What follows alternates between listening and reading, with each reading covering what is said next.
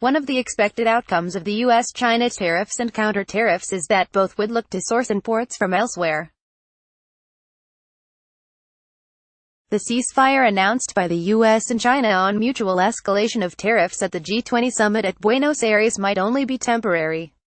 It is also not clear if they will withdraw the tariffs they have already raised. These tariffs have begun hurting countries and businesses. At the same time, there are also opportunities that might arise for several countries, including India. One of the expected outcomes of the US-China tariffs and counter-tariffs is that both would look to source imports from elsewhere. This is inevitable as their respective imports become more expensive. No more a study on the import substitution impact of more than 7,000 trade items subjected to tariffs in the US-China trade spat points to Malaysia, Japan and Pakistan as the likely largest beneficiaries of import substitution. Prospects of greater sourcing from India are relatively less. Several Southeast Asian countries, Thailand, Philippines, Vietnam, Indonesia and Cambodia, are also expected to benefit more than India. This is largely due to the nature of imports that have been subjected to tariffs by the US and China. US exports of food, beverages and vehicles to China have been the hardest hit, while Chinese exports of electrical equipment, appliances, components and machinery to the US have been similarly affected. Most of these items are manufactured products, which are largely assembled and rolled out from Southeast Asia, Japan and Taiwan. It is hardly surprising therefore that import substitution by large markets like the US and China would benefit these countries. India's limited chances of benefiting through import substitution are from likely Chinese efforts to shift to alternative, cheaper sources of agricultural imports. India might emerge as a potential location for greater import of soybean by China, though the bulk of such new imports might be sourced from Brazil and Argentina. An industry-specific impact study of U.S. tariffs against China by Fitch Solutions highlights these possibilities. It also notes the difficulties for China's agribusiness supply chains that are dependent on U.S. imports. For India, this could be an opportunity for negotiating with China for greater market access of some more of its agricultural exports. Relaxation of quality barriers by China for rice and fish oil exports from India points to the increasing leverage it has obtained with China in agricultural exports. It can be capitalized further.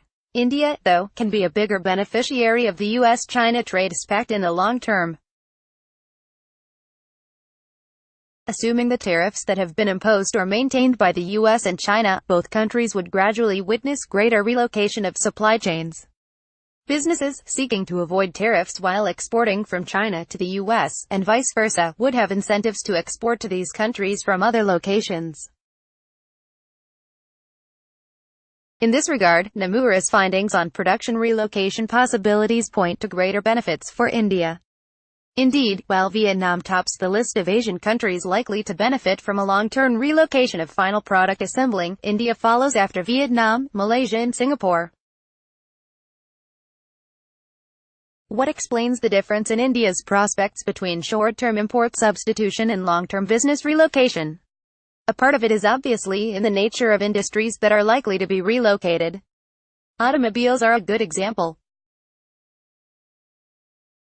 If India can succeed in keeping tariffs low on vehicles it exports to the US, it can expand as a hub for export-oriented auto assembling. It can similarly benefit as a center for electrical and electronic equipment, once some of these are relocated from China. At the same time, however, Vietnam and Malaysia are clearly ahead of India in snatching more of the relocation, because of their lower costs and better infrastructure.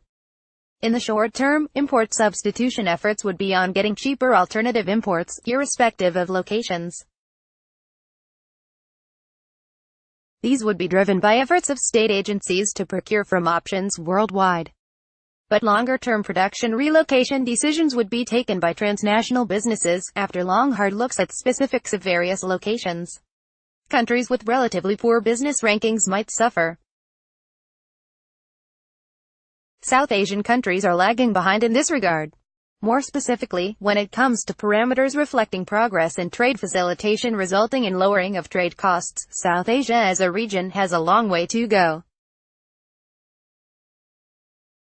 But India has recorded improvements. Compared with a hot investment location like Vietnam, which is ranked overall at 69 in ease of doing business whereas India is at 77, India fares better in the indicator of trading across borders, 80 for India, 100 for Vietnam. If the improvement is sustained, then India can effectively compete with Vietnam in emerging as an important relocation spot.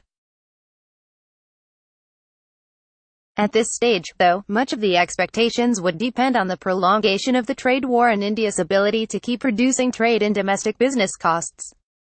India's benefits from the trade war are in the longer term and it has to prepare for the long haul.